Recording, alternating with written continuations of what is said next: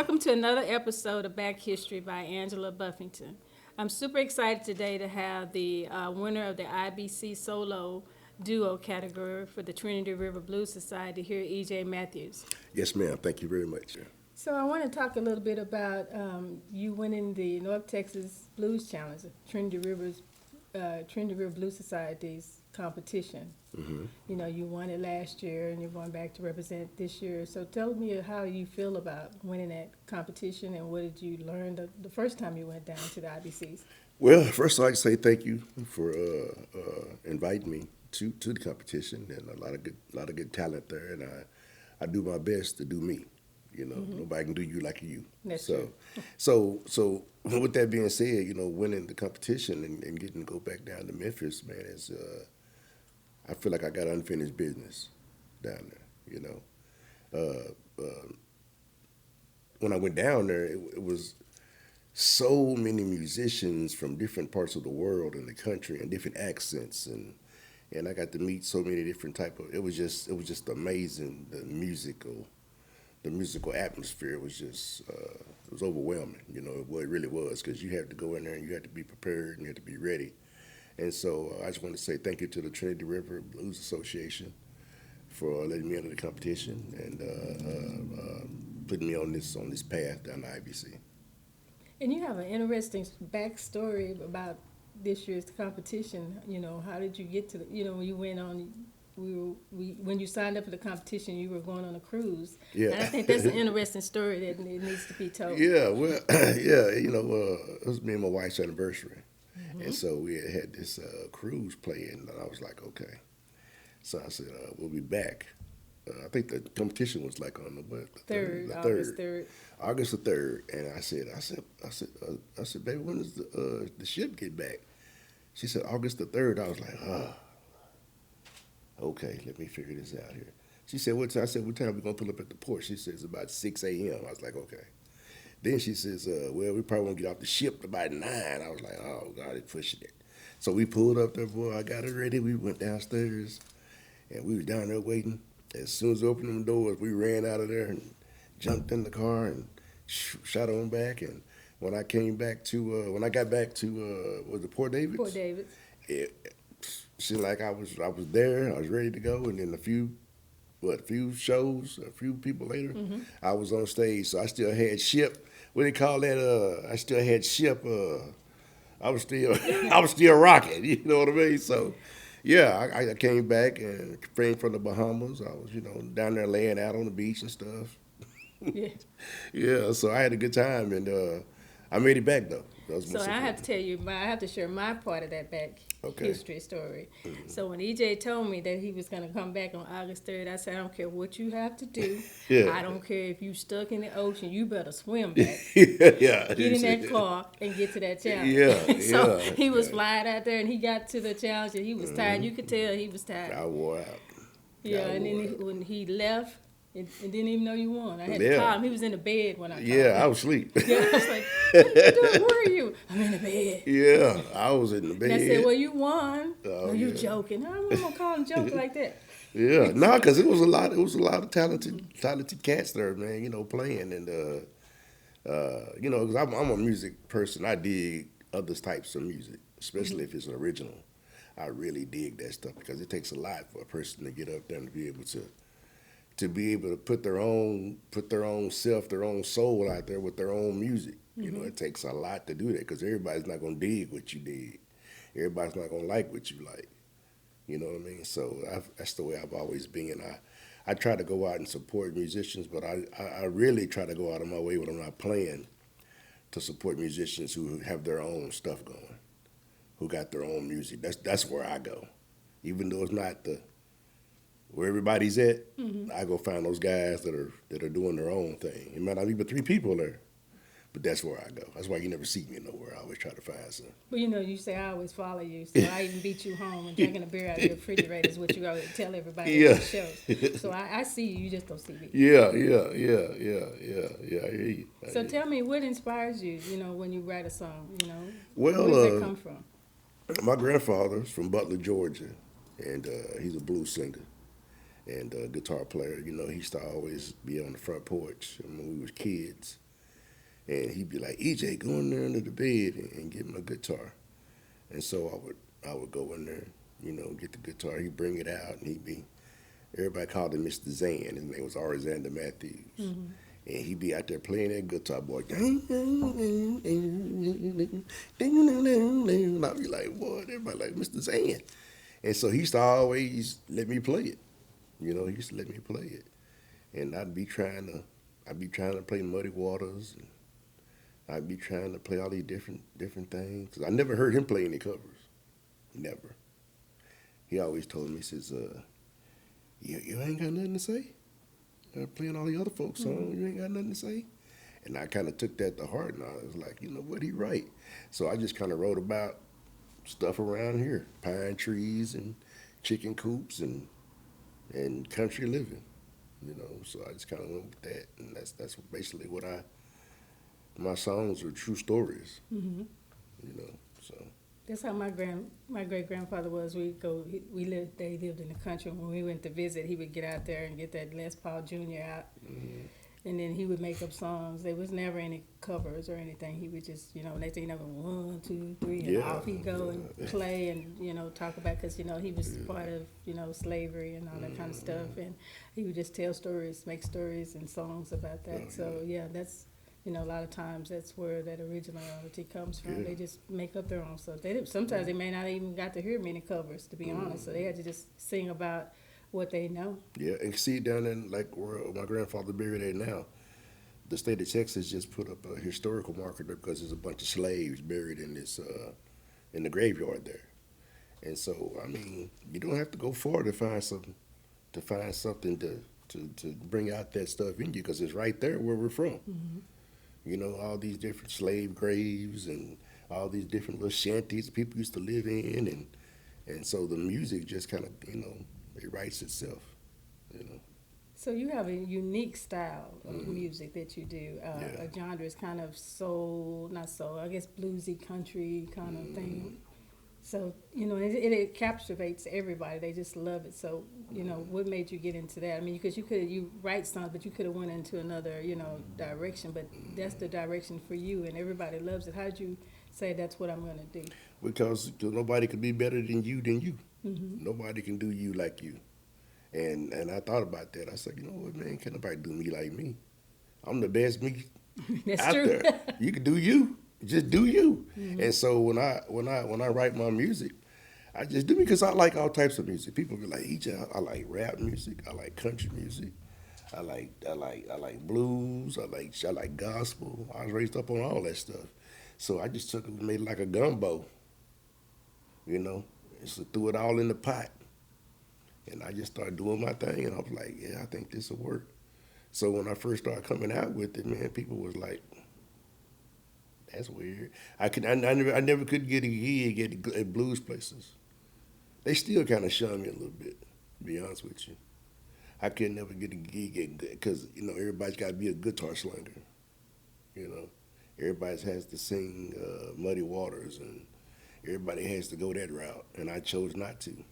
So what I did was, instead of trying to get into the house of blues, I built my own house. That's true. You know what I mean? I got a song about that too. You know, I just built my own. I tried to go through the window. They blocked the window. I tried to go in the back door. They blocked that. I tried to dig under the ground. They poured concrete. I said, man, why am I trying to get into this genre with these people when I could just build my own house? So that's what I done. And I stay busy. You sure do. I remember when you reached out to me and said, hey, can you give me the stock yours? I said, I sure can. And I got you that at the stock yours at the White Elephant. You know, I said, oh, yeah, you fit well down in the stock yours. Sometimes, but just tell me, too, but doing that, sometimes is it difficult, you know, even trying to do like the stockyards and places? This the backstory, right? Okay, let's be honest. Yeah. Yeah, the backstory, because people see me, they be like, okay, well, he's not gonna do no country. And then the blues, he ain't really the blues guy. He's kind of a gumbo funk type of thing. And so, yeah, I mean, it was difficult, man. But when they let me in, when they let me in there to do a gig, then they be like, wow, okay, he's talking about the right stuff. And I'm just talking about stuff I know. Ain't none of this stuff I got. I sing about made up.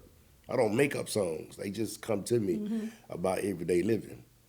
So yeah, I done had my share of ups and downs when it comes to this music. You know, it's been funny, but you know, you got to keep pushing and keep going and not letting anybody stop you. You know, that's what I say. I keep grinding and I keep writing. You know, I write every day. You know, and to me, it just seems like it's a blessing and a curse when you have so much in your soul that you want to say, and you just kind of put it out there. You know, and not everybody's gonna dig it, and that's okay as long as you dig it. So how many CDs do you have? Well, right now I have 4. But as far as how many songs I got, shit, I done lost track of that. I need to put out some new stuff, man, because I got a bunch of songs that none released yet. So as far as and then I only signed with one record company, with 2, and boy, I'm gonna tell you something about this music, boy. It's so weird, boy. People, they love what you do. But then when you get to reading these contracts, they want you to sign over everything. I'm like, this one place, I said, okay, let me get this straight. So you want me to sign with you? You really did what I do. Okay, it's cool. And you're going to keep all the money. And then what I get? Well, I mean, like, I don't even get to own my own songs. It's in there saying that you're a musician. You're not even the song. I'm like, man, this is starting to get, it's starting. It's one of those things where I talk to people all the time, and they be like, man, you got to give up a little bit to try to get some. No, don't do that. Yeah, and that's probably one of the reasons why I'm still doing what I'm doing. You know, but I can sleep at night. Yeah, because with Trinity River Blues Society, our attorney now, Tobias Lopez, is offering free legal advice before any musician signs a contract. He will look it over for you free. Yeah. So that you won't, they won't take your rights and all your music, because that's what they do. You have people have these major contracts and things, and then people think they have all this money and they're eating beans. You know, they got 15 cents, and somebody else is, you know, got all their money and all the rights to their songs. Yeah, if you don't do nothing else, man, out there in the podcast land, listen to me. Listen to me, because I tell you, I signed the contract with this one. I was like, man, okay, man, that was the worst. I was like, so I'm gonna do all this here, and I don't get nothing. I'm just gonna be, you making all the money, and I'm gonna get nothing, and I wrote all these songs.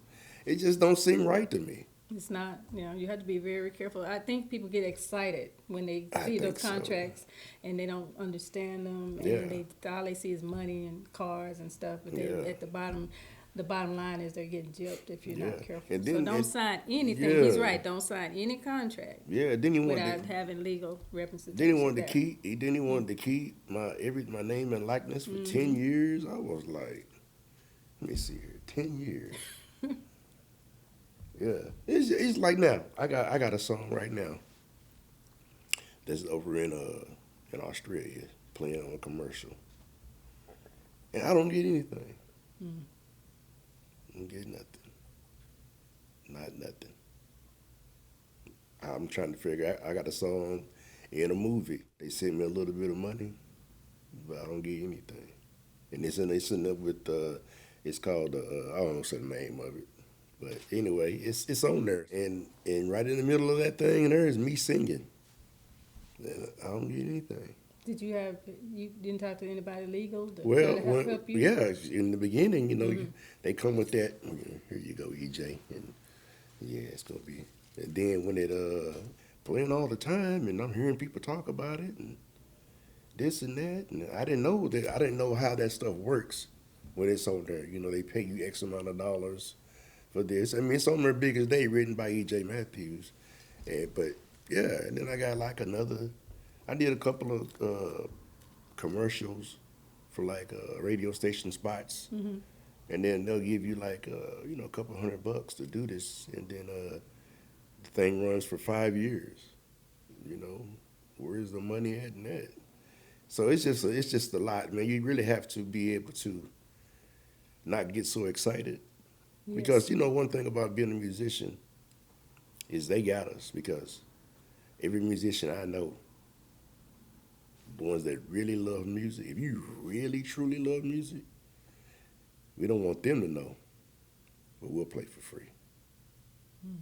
We don't want them to know that. And I know the guys out there probably like, no, EJ, that line. If you love what you do and you love the craft and you love it so much that's all you want to do is play music. You want to play music. And of course you want to get paid because you done put a lot of hard work in. But, and then they don't want to pay you nothing. Man, you drive and you spend 60, 80, 70 bucks to get there. You want to make 100 by the time you get home and stop at McDonald's. Shoot. Hey, like last night, man, I was hurting like a mug. I was toting all this stuff into the gig. My back was hurting. I had to go back. I left my cable. I had to go back out there. I'm parked way over there. I had to walk over there. I went down there. I know the microphone stand wasn't working. I had to go back to the truck. I'm thinking to myself, man, this is a lot, but I love it. Yeah, you gotta love it. You gotta love it. You gotta Yeah, I love get it it. because people ask me the same thing about being the president. I said I had got to love it You gotta love it. because it's a lot. Yeah, it's a lot. And There's a like, back history on that. yeah, and Greg Smith said, "Hey, I'm not complaining. I'm just explaining." Yeah. That's it. Yeah, that's right. That's right. Yeah, that's why I like this podcast. It gives, the back history of everything and things people go through. They don't realize what it takes to put on the show and stuff that you sacrifice. Oh, yeah. You know. Oh, yeah, man. I remember one time. You got time for a little story? I do. Okay. Me and the band, man, we all on tour. We driving around. I got my old truck. We was in Oklahoma. I never forget it. Going up there trying to make some money and play music and stuff like that. So when we got up there, my alternator went out at the hotel. So the alternator went out. We trying to find the alternator. We finally drove around trying to find the alternator. We had a guy come pick us up, take us to the gig. So I got the alternator fixed. And boy, I don't know what happened, but the battery went out. I had to go buy a new battery. So by the time we got back to the house, I had paid the guys. I was in the hole by $400. And that just, don't nobody care. That's just what it is, EJ. It's part of it. Yeah. And so, yeah, I've been really blessed though. I've been really blessed. I do a lot of private parties. And so I dig that, I get the I'm not saying that I don't get a lot of gigs. I do. I get a lot. I turn down a lot of gigs because, like the travel and I'm for 2026. I'm having to turn over. I'm doing some new things for That's 2026. good. Yeah, me Because too. I drive 100 miles for $50. You know what I mean? Because I love playing music.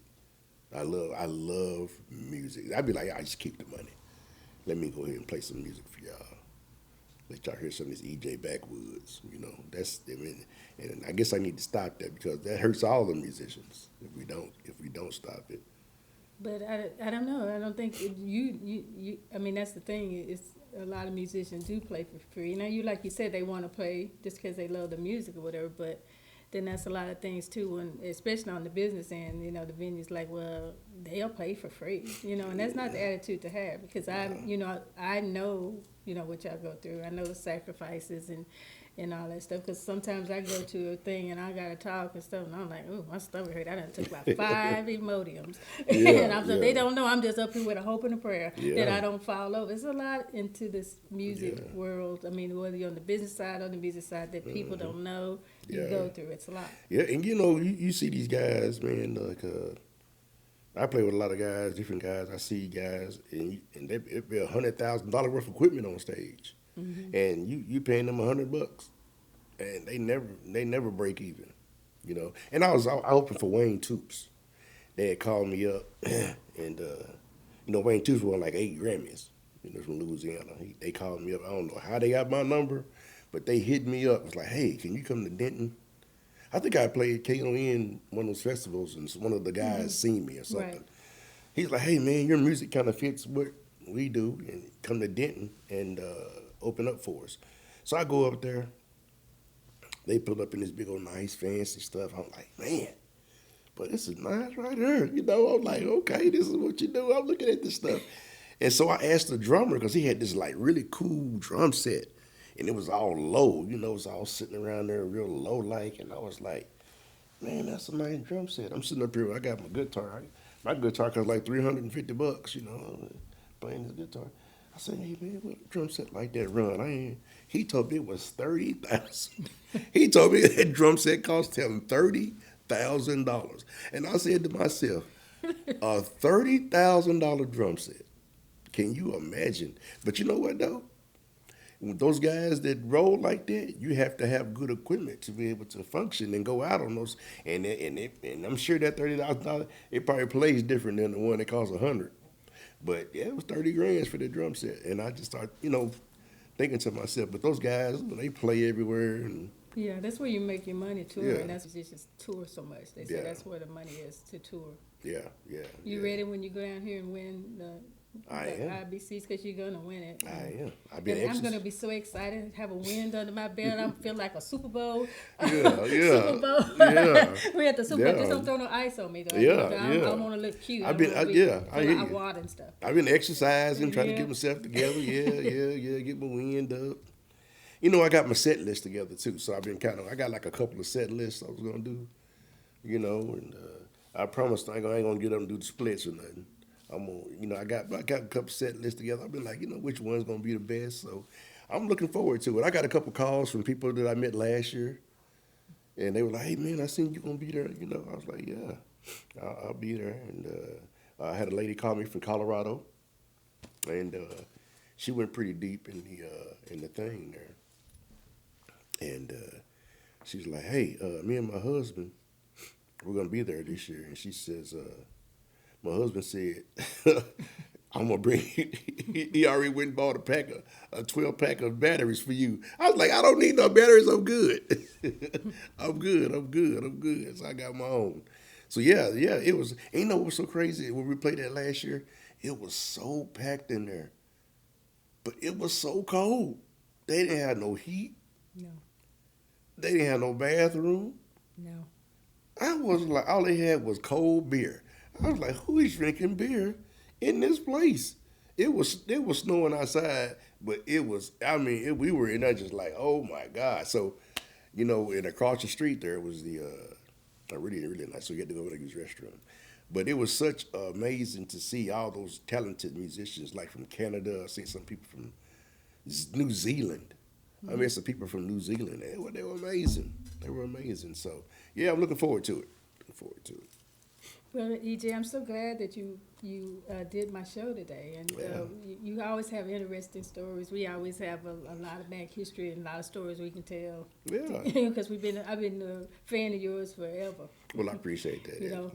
You said I was your fan before AI was even invented. Yeah, He said it'd be 12 of me.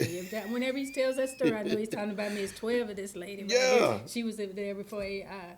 Yeah, So I because- appreciate everything you do, Yeah. and I appreciate you being on Angela Buffington's Back History Podcast. Hey, thank you so much, Angela, and I appreciate you, and I appreciate you having me on the Back History, right? Back History. Yep. And yeah, you're right. Before AI, you were cloned. Yeah, you were everywhere.